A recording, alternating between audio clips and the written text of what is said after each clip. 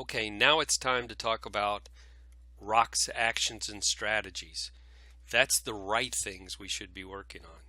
We now have our goals, and if we're committed to our SMART goals, then if we sit down and look at those goals and say that's where we're going and we're going to make those goals, it'll become crystal clear to you and your team what actions, what rocks, what essential projects and habits do we need to develop to be able to reach those goals.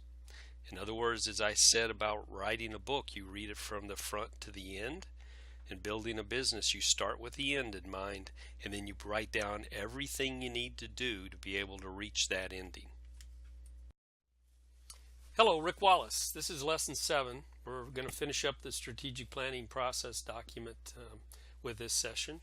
We're going to talk about strategies and tactics. We've got our vision together, our core values. We've got our purpose put together. We've got our SWOT analysis done. We've talked about goals, and we've got our goals put in place. Now it's what we're going to do, what action are we going to take to be able to reach those goals. And that starts with the finishing touches of the plan itself.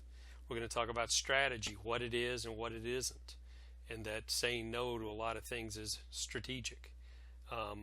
So there's a section on strategy, what it is, and then we're going to talk, we have a document in there where you can do some rating and selecting of your strategic initiatives. We can brainstorm and then rate and select.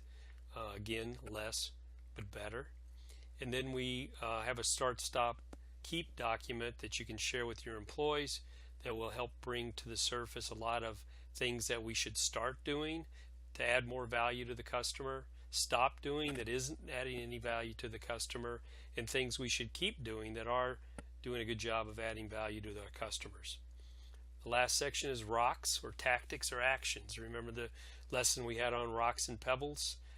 This is all about rocks, priority items. We talked about goals, and that when you set a goal, the first thing that comes to mind, if I'm going to commit to that goal, I'm going to do whatever it takes to make that goal, then I have to commit and I have to come up with a set of actions, and I can prioritize those actions by how important they're going to be or what impact they're going to have on the results, which are the goals that I'm shooting for. So we talk about rocks, tactics, actions. They're all really the same thing. Those are really breaking down our strategies into small projects that are going to help us reach our goals, and then prioritizing those, selecting a few, and making one person accountable for each one of those. Not a team, not two people, but one person who's accountable for making sure that it's executed and finished. They may not do all the work, they may do none of the work, but they are accountable for reporting on it and making sure that it gets done. And then with that, we'll add those to the plan, and you will have a completed strategic planning process document. Good luck and enjoy.